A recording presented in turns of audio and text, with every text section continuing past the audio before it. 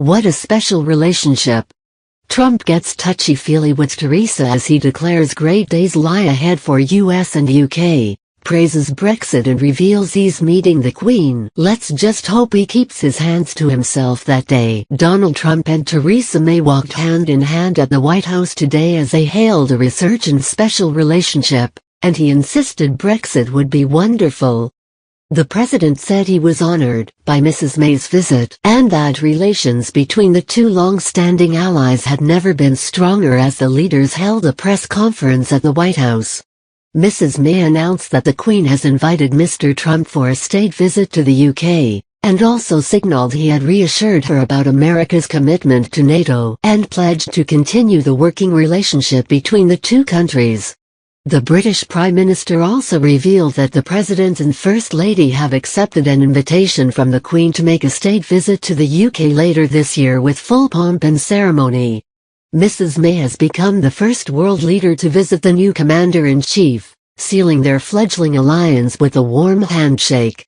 And the new leader of the free world said the meeting renewed Britain and America's military, cultural, financial and political bond. Rounding off a two-day visit that will have delighted Downing Street, the two leaders lavished praise on each other at a press conference in the White House. Mr. Trump said, "I believe we are going to have a fantastic relationship." The U.S. president said the bond between the countries was stronger than ever and hailed the wonderful future for the UK after Brexit. Ms. May announced that Mr. Trump had accepted an invite to come to Britain for a state visit with full pomp and ceremony later this year. The PM said a trade deal between the UK and US would be great for both nations. May said the president had reassured her he was "100% behind NATO." Asked whether she had raised any other potentially difficult areas with Mr. Trump in their talks, she replied, "I've been listening to the president, and the president has been listening to me." Mr. Trump played down the idea that the US could start using torture against terror suspects, saying it would be up to his Secretary of Defense, and he opposed it. The U.S. Commander-in-Chief said he was hoping to have a fantastic relationship with Russian President Vladimir Putin. Opening their first press conference together, President Trump said he was honored to have Mrs. May as his first foreign leader to visit. He said, "I am honored to have the Prime Minister here for our first official visit from a foreign leader. It is our first visit, so a great honor." The special relationship between our two countries has been one of the great forces in Visor for justice and for peace. And by the way, my mother was born in Scotland, Stornoway, which is serious Scotland.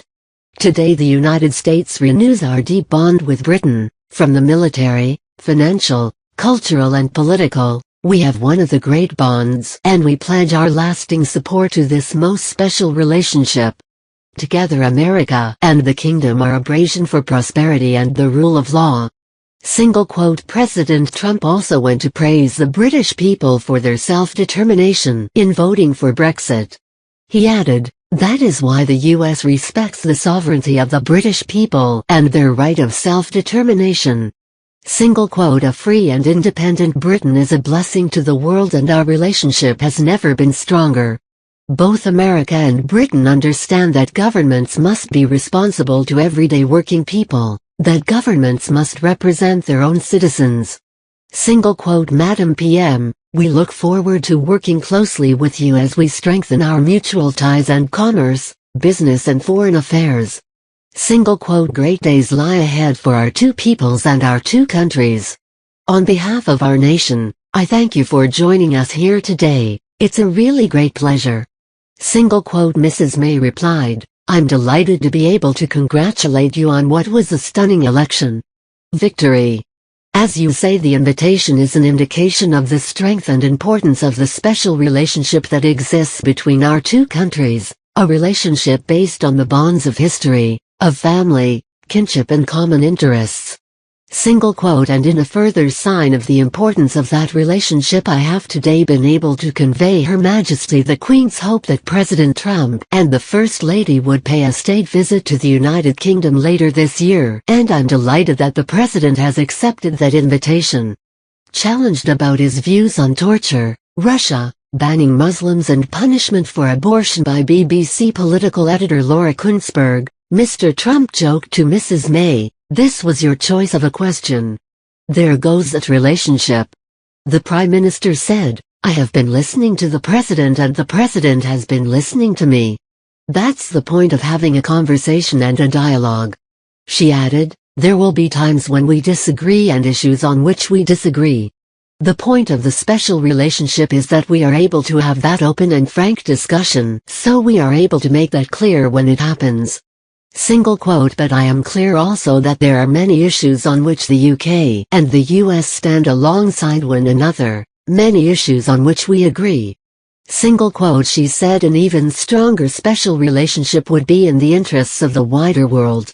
Mrs. May said there would be further talks and insisted there is much on which we agree. She said, "We are discussing how we can work even more closely together in order to take on and defeat Daesh and the ideology of Islamist extremism wherever it is found."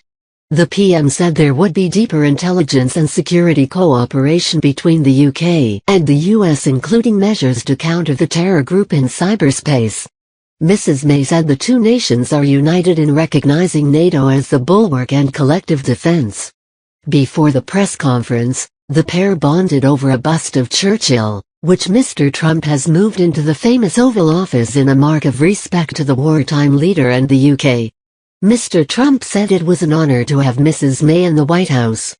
Pointing to the sculpture of Churchill, he said, "This is the original, in many ways, and it's a great honor to have Winston Churchill back."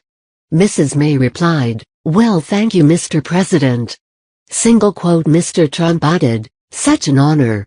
In contrast to the red carpet treatment being granted to the PM, German Chancellor Angela Merkel and French President François Hollande will have to make do with a phone call with Mr. Trump tomorrow. The U.S. Commander-in-Chief is also due to speak to Vladimir Putin. Mrs. May urged Mr. Trump today to be wary of the Russian president, and secured his commitment to supporting NATO, which she regards as the cornerstone of the West's defense. The White House tweeted a picture of the PM, dressed in a striking red, orange and manta wackly dress, signing the visitor's book this evening. Earlier, she laid a wreath at the tomb of the unknown soldier at Arlington National Cemetery. The PM took part in an emotional ceremony at the National Monument in Virginia, where at least 15 British Forces personnel are buried alongside American comrades, standing somberly as the last post was played. The site holds the remains of unidentified U.S. troops from the First and Second World Wars, as well as the Korean conflict. Dressed in black, the PM was greeted by troops representing all military units based in Washington, led by Major General Bradley Becker, commander of Joint Force Headquarters for the National Capital Region. A cannon was fired 19 times as Mrs. May's convoy arrived and made its way to the memorial, which stands on a small hill looking down over serried ranks of gravestones to the monuments of Washington a few miles away across the Potomac River. After a military band played the national anthems of the UK and US, the Premier mounted the steps to lay a wreath of red poppies, bowing her head in respect as a single trumpeter sounded the last post. More than 400,000 U.S. troops killed in conflicts from the Civil War to the ongoing War on Terror are laid to rest at Arlington.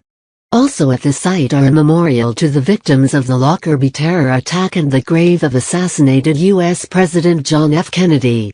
The Premier had enjoyed a positive start to her visit, with Republicans lavishing praise on her address to their conference in Philadelphia. After she laid into 2 decades of failed liberal interventionist foreign policy, receiving 3 standing ovations, one congressman raved that she might be Mr. Trump's long-lost sister.